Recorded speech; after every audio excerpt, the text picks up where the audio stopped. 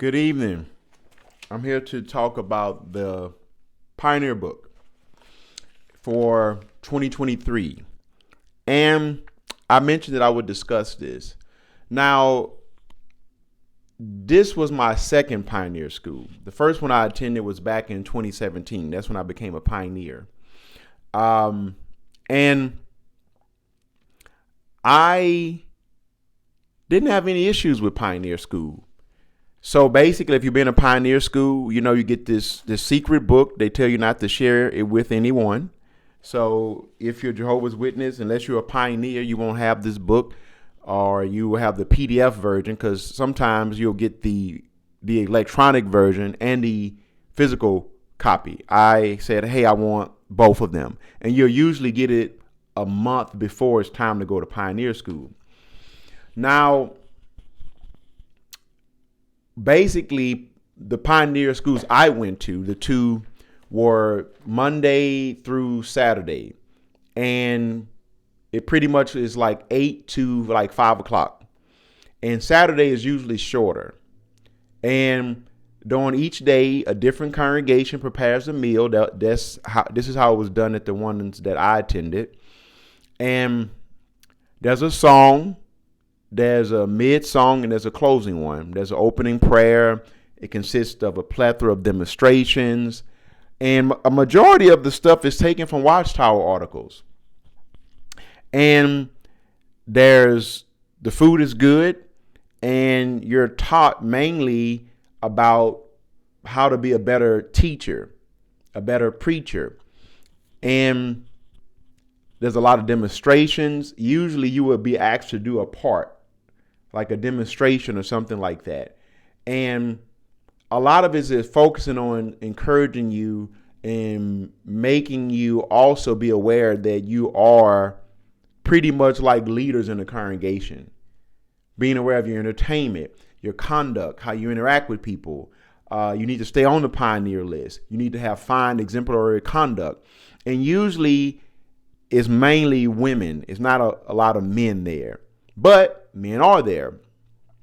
And I think that as a Pioneer, a lot of people pretty much see each other as taking the lead and really helping people to preach the good news. Now, I can see how some Pioneers will use this as an opportunity to convince themselves that they have the right interpretation, not because it has anything to do with pure doctrines, but they are being genuine themselves.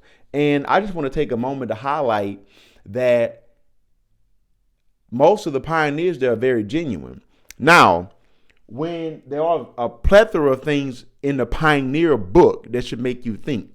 So if you are a Pioneer, I encourage you to go through your Pioneer book and think about some of those things and just say, did this really come from Jehovah? Like even the Beliefs Clarified page, when they would show that, showing how many things have changed. They play a lot of videos that you don't see at the meetings. Like, why doesn't other people have access to these videos? Why do we have this special information? Like, is not everyone preaching the good news? Why shouldn't everyone know about this stuff? But there's another underlying motive to it, looking back on it, is to keep you on the list and make you feel like you have this privileged information. For example, you're not supposed to talk about the book with people. All it is references from the Watchtower article. And then when you come back from Pioneer people, people say, oh, you got that Pioneer glow. They're thinking that you know all this additional information, and really it's pretty much like the CLM just on steroids. So imagine the CLM with the demonstrations with the two sisters in a talk just for 8 to 10 hours the whole day. So it's not necessarily bad, but that's all that it is. I'm looking back on it. I didn't learn anything different.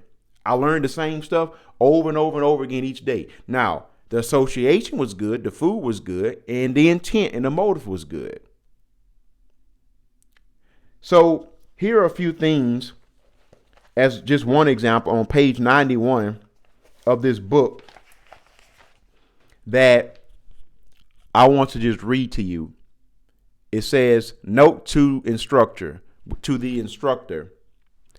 Use 2 or 3 of the questions in the following list for discussion. Do not indicate what the decision should be. What Bible principles will help you to decide if you should confront a brother in your congregation about his annoying mannerisms? So imagine a pioneer confronting someone saying, hey, brother, your mannerisms are annoying. Do you know some people have intellectual disabilities such as autism and other extreme measures? How do you confront somebody about annoying mannerisms? What makes a mannerism annoying? This is some of the stuff that's in this book. What Bible principles will help you to decide if you should attend your Bible student's wedding? There's nothing wrong with this, but notice your Bible student's wedding. This person is not baptized. So, of course, is this person, we discussed this, is this person making spiritual progress, or they'll come into all the meetings? If they're not doing this, you're not going to attend that person's wedding. If that Bible student, if you're a pioneer and the elders found out you went to your Bible student's wedding, and let's say that they drink too much, this person's not even a witness, and let's say that they're not going to the meeting or even being in their wedding, you can get in trouble for that because you're not setting a good example. That's what we discussed, using social media networks. There's nothing wrong with that, to be wise of that, but you have to be mindful of all of that. I remember people being bothered by me posting a poem that I wrote on social media. It was just crazy. Or writing a book. You know, like, you're not supposed to write books. Not saying that everybody thought like this, but this is how some people felt. Pursue an opportunity to relocate. So you have to put pioneering first. So if relocating is going to cause you not to be a pioneer, then you might not want to move, even if it's in your own best interest. Accept a particular type of employment. You're not supposed to accept jobs that would cause you not to pioneer, even if you're struggling to survive. Now, the elders not going to make you be a pioneer, but they will congratulate you pretty much struggling to survive in life in order to stay a pioneer.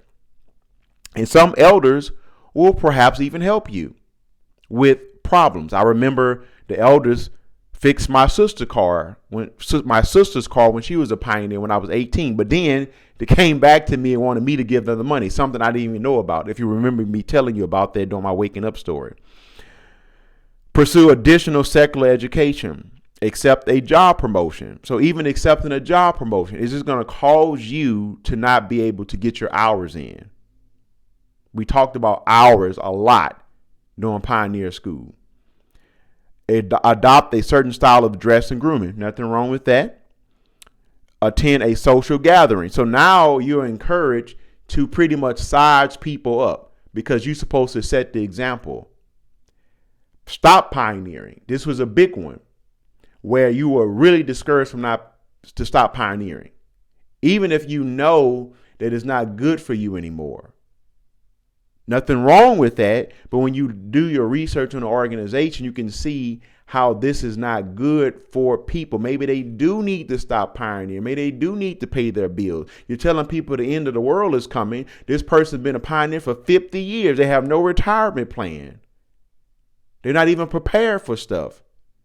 They could have retired from pioneering for a while, set up a 401k or IRA, prepare for their retirement in this world, as an example, and got back to pioneering. But now this person's been pioneering since 18. They didn't go to college or anything. And now they're 78 and they're still here. And no one is going to pay their bills. That's what I used to tell the elders. Are you going to pay my bills? They will say no. Well, exactly. If you're not going to pay my bills, if you're not going to put food on my table, then you are not going to tell me what to do. In addition to that, Matthew 6:33, pursue first the kingdom. Yes, I'm doing that. But God also gave me a brain and told me that I have to work in order to survive. So I need to do both. And I'm pursuing the kingdom based on what is in the Bible, not based on the things that you're saying for show. So, for example, if I am getting the pioneer hours, why do I need to have the title of a pioneer? I'm doing the same thing. It's nothing different. So I began to look at what I said, why do I need to have the title to get the hours? I can get the hours without the title. What's the point?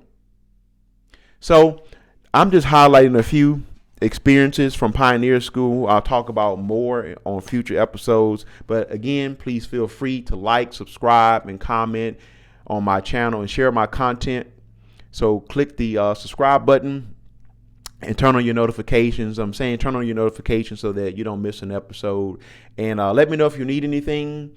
And stay blessed and have a great weekend. Thank you.